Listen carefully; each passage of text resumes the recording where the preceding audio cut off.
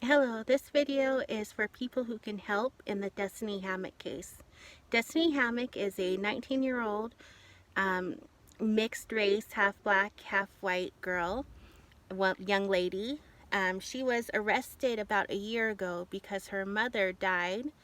Her mother had a seizure in the shower, and Destiny was intoxicated at the time. She broke the door down and she saw her mother there and she couldn't find her phone. She ran out to go get help and she was freaking out, and by the time the ambulance got there, she had passed out and they took her to the hospital instead, and they didn't know about her mom. So when she woke up, she told them about the mom and they rushed back over there, and she was saying she killed her mom. Oh my gosh, I killed my mom, because she felt like she had killed her mom due to having taken the ambulance from her. Her mother was very bloody because of having a seizure in the shower, and she was arrested. And she spent several months in the women's detention center in Lynwood in California. And she had PTSD from being there. It was very hard for her. And finally, she was released. She was quietly released, and I had the local paper here write an article about it. The avtimes has an article about Destiny Hammack. You can Google it. And to exonerate her name, because if you look her name up, all it says is that she was arrested for murdering her mom. So anyway, during the time that Destiny was in jail, and it was, her mom was found to have died from undetermined causes, and it was not found to be a murder by the coroner. That's why she was released.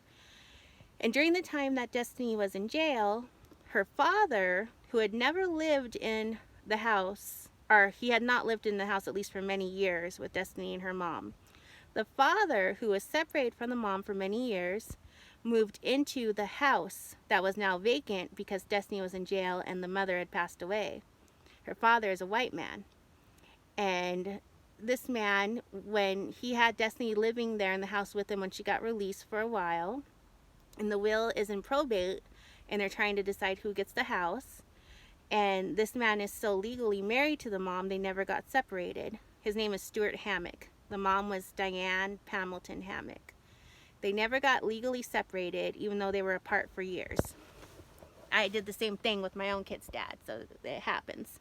But he never had any right to live in that house. It was the mom's house with Destiny. But he started squatting there while they were gone. And Destiny, when she came back, she didn't have him removed because he was paying the bills for her, and she probably felt very lonely having lost her mom, her only parent. Her dad was never involved with her or her sister. So anyway, after a few months, it's about time for the will to finish going through probate. And her dad called the police and made a false charge that Destiny had attacked him. Due to the previous charge saying that Destiny had murdered her mother, and probably due to racial reasons, they believed the father over Destiny, and they arrested her again. Destiny did not touch her father. And I have proof of this because, and Destiny is still in jail to this day. She pled not guilty. It took her about 3 weeks to get a court date due to COVID-19. She pled not guilty, and her next court date is in June 3rd. They're not releasing anybody compassionately for COVID if they're there for domestic assault.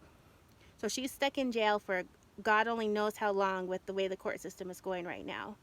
But Destiny's sister, Lisa Hammack, she went over to go and get some of Destiny's belongings, and guess what the dad did? He called the police and made false charges that she had hit him, trying to get the daughter, who is the executor of the will, also arrested.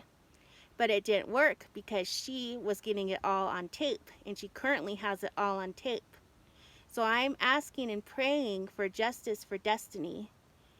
My phone number is 661-726-9318, 661-726-9318, and I'd be happy to help you come into contact with Lisa, Destiny's sister, and tell you any more information that you might need to know.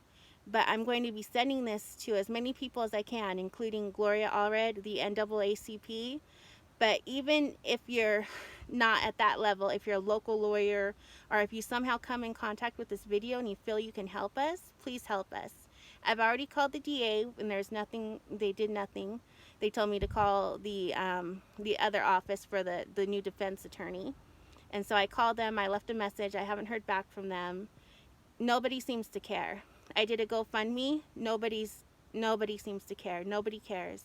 And this poor 19-year-old girl, she's in jail right now. She's traumatized by losing her mother and by being falsely sent to jail. Now she's falsely sent to jail again, still with PTSD. So there can be no visitors. All the court times are taking late, and it's just a complete injustice. It's so wrong in so many ways. I was working with her. I lost my father at a young age. I was 17 when I lost my dad, right when he was teaching me how to drive. And she lost her mom right when her mom was teaching her how to drive. So I was teaching Destiny how to drive. I was looking out for her, trying to help her get her life together. I took her to 12-step groups. Well, I didn't. My son did. My son's 18 also. My son took her to self-help groups, 12-step groups. I got her into a grieving group. We're willing to let Destiny come live with us in the meantime until she can get her house back. We're just trying desperately to either get the charges dropped or get the $3,000 bail to help Destiny get out of jail. Thank you so much, anyone who hears this. I'm going to go send this out to the world now. I know God is righteous and God is good, and God will take care of this. And He needs the help of anyone who hears this video. Thank you so much.